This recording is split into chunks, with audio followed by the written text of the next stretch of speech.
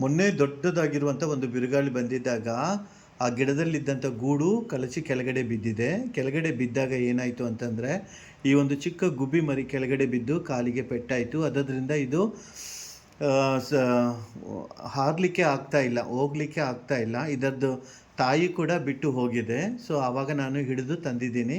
ಇದಕ್ಕೆ ಒಂದು ಚಿಕ್ಕ ಮನೆ ಮಾಡಿ ನಾನು ಇಲ್ಲಿ ಇಟ್ಟಿದ್ದೀನಿ ನೋಡಿ.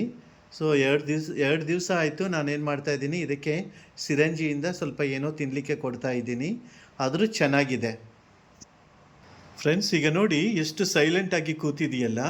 ತನ್ನ ಜಾತಿ ಪಕ್ಷಿಯ ಒಂದು ಕೂಗುವಿಕೆ ನೋಡಿ, ಅಥವಾ ಅದು ತನ್ನ ಜಾತಿ ಪಕ್ಷಿಯ ಸ್ವರ ಕೇಳಿದ ತಕ್ಷಣವೇ ಅದು ಯಾವ ರೀತಿಯಾಗಿ ರಿಯಾಕ್ಟ್ ಆಗುತ್ತೆ ನಿಮಗೆ ತೋರಿಸ್ತೀನಿ ನೋಡಿ. ಇದು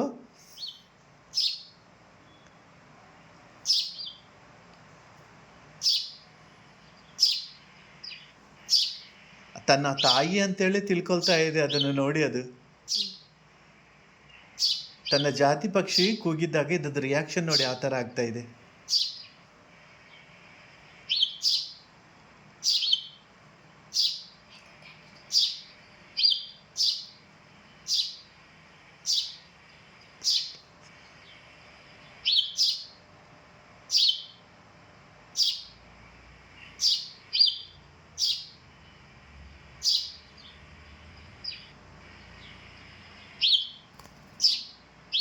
ನೋಡಿ, ಹಾರಲಿಕ್ಕೆ ಪ್ರಯತ್ನ ಮಾಡ್ತಾ ಇದೆ ನೋಡಿ. ಅಲ್ಲಿ ಮೊಬೈಲ್ನಲ್ಲಿರುವಂಥ ಪಕ್ಷಿಯನ್ನು ನೋಡಿ ತನ್ನ ತಾಯಿ ಅಂತೇಳಿ ತಿಳ್ಕೊಳ್ತಾ ಇದೆ ಇದು. ಸೊ ಅದರ ಹತ್ರ ಓಡಿ ಹೋಗ್ಲಿಕ್ಕೆ ಪ್ರಯತ್ನ ಮಾಡ್ತಾ ಇದೆ.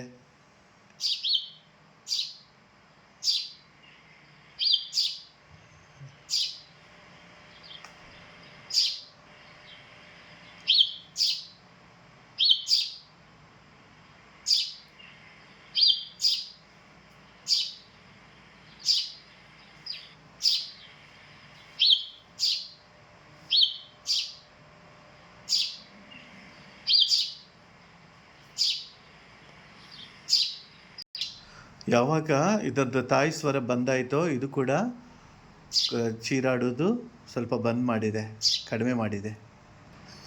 ಪಾಪಲ್ವಾ, ಚಿಕ್ಕ ಗುಬ್ಬಿ ಮರಿ, ತಂದೆ ಇಲ್ಲ, ತಾಯಿ ಇಲ್ಲ, ಒಂದು ಒಳ್ಳೆ ಗೂಡು ಇಲ್ಲ, ಹೆಂಗೆ ಬದುಕಬೇಕನ್ನೋದು ಗೊತ್ತಾಗ್ತಾ ಇಲ್ಲ ಪಾಪ ಅದಕ್ಕೆ.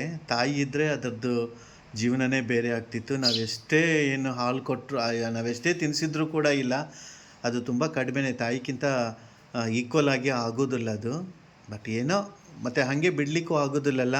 ಬೆಕ್ಕು, ನಾಯಿ ಹಾರಲಿಕ್ಕೂ ಬರ್ತಾ ಇಲ್ಲ, ಸ್ವಂತ ಗೂಡು ಇಲ್ಲ, ತಾಯಿ ಇಲ್ಲ. ಹೊರಗಡೆ ಬಿಟ್ಟರೆ ಅದೆಲ್ಲಿ ಹೋಗಿ ಬದುಕಬೇಕು? ಸ್ವಲ್ಪ ರೆಕ್ಕೆಗಳು ಬರೋ ತನಕ ನಮ್ಮ ಜೊತೆಯಲ್ಲೇ ಇಟ್ಟುಕೊಂಡು, ರೆಕ್ಕೆಗಳು ಬಂದ ನಂತರ ಆಮೇಲೆ ಬಿಟ್ಟುಬಿಡೋಣ ಅಂಥೇಳಿ ಇದ್ದೀನಿ. ಸೊ ಹೇಗನ್ನಿಸಿತು ಫ್ರೆಂಡ್ಸ್ ಈ ಒಂದು ವಿಷಯ ನೋಡಿ? ನಿಮ್ಮ ಕಾಮೆಂಟ್ ಮೂಲಕವಾಗಿ ತಿಳಿಸಿ. Okay, thanks for watching.